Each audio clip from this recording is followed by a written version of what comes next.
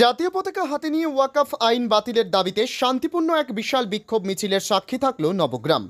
হাজার হাজার মানুষের উপস্থিতিতে মুখরিত এদিনের সভা। কড়া নিরাপত্তায় ছিল নবগ্রাম থানা। সম্প্রতি ওয়াকফ বিল ওয়াকফ আইনে পরিণত হয়েছে। এই বিল নিয়ে তীব্র বিতর্ক সৃষ্টি হয় সংসদের উভয় কক্ষেই। বিল প্রস্তাবের পর থেকেই প্রতিবাদে উত্তাল সারা দেশ। এবার ওয়াকফ আইন প্রত্যাহারের দাবিতে পথে নামল নবগ্রামের মানুষ। মঙ্গলবার বিকেলে নবগ্রাম ব্লক জমিয়ত উলামায়ে হিন্দের ডাকে এক বিক্ষোভ সভা ও প্রতিবাদ মিছিলের আয়োজন করা হয়। এদিন নারকেল বাগান মোড় থেকে হায়দারপুর পর্যন্ত রাজ্য সড়কে এক বিশাল প্রতিবাদ মিছিল অনুষ্ঠিত হলো। মিছিল শেষে নবগ্রামের নারকেল বাগান মোড়ে সভার মাধ্যমে শেষ হয় এদিনের কর্মসূচি। ওয়াকফ আইন প্রত্যাহারের দাবিতে সোচ্চার হন উপস্থিত সকলে। বিল বাতিলের দাবিতে উঠতে থাকে স্লোগান, মোদি হটাও সংবিধান বাঁচাও, কালা কানুন ওয়াকফ বিল মানছি না ইত্যাদি স্লোগানে মুখরিত হয়ে ওঠে। জাতীয় পতাকা হাতে নিয়ে কয়েক হাজার মানুষ অংশ নেন বিক্ষোভ মিছিলে। ওয়াকফ আইন বাতিলের দাবিতে উঠতে থাকে স্লোগান। প্রায় 12 থেকে 15 হাজার মানুষের উপস্থিতিতে মুখরিত হয়ে শান্তিপূর্ণভাবে শেষ হয় এখানে কর্মসূচি। এদিনের কর্মসূচিকে ঘিরে কড়া নিরাপত্তা ছিল নবগ্রাম থানার পুলিশ প্রশাসনের। আশিফ রনির রিপোর্ট, মুর্শিদাবাদ গ্লোবাল টাইমস।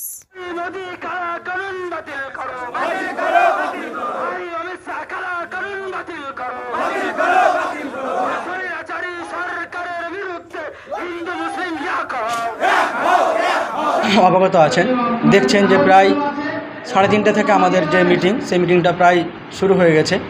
আমাদের আজকে মূলত মিছিলটা ছিল যে আমাদের ওয়াকফ বিল যে অবৈধভাবে পেশি শক্তির জোরে এবং সমর্থন একগোষ্ঠীত হওয়ার ফলে যে আজকে অবৈধভাবে এবং অন্যায়সঙ্গতভাবে যে ওয়াকফ বিল তারা গায়ের জোরে লোকসভায় পাশ করেছে, সেই ওয়াকফ বিলের বিরুদ্ধে আজকে আমাদের নবগ্রাম ব্লক জমিয়ত উলামায়ে হিন্দের পরিচালনায় আজকে আমাদের নারকেল বাগান মোড়ে একটা পথসভা এবং বিক্ষোভ সভা সহ মিছিলের আয়োজন করেছিলেন আমাদের নবগ্রাম ব্লক জমিয়ত উলামায়ের নেতৃত্বগণ, সঙ্গে আমরাও উপস্থিত ছিলাম। এই মিটিংটি শুরু হয়েছিল নারকেল বাগান মোড় হইতে প্রায় হৈদরপুর স্কুল পর্যন্ত। আপনারা অবগত আছেন, প্রায় 15 থেকে 16 হাজার যে আমাদের লোক জনসংগম নিয়ে আমরা মিছিলে হেঁটেছি। এবং আজকে আমাদের এই কর্মসভা এই কারণে যে আমাদের যে ভারতবর্ষ কেন্দ্রীয় সরকারের পাস করা আইন ওয়াকফ বিল, এটাকে আমরা কালা আইন নামে আখ্যায়িত করেছি।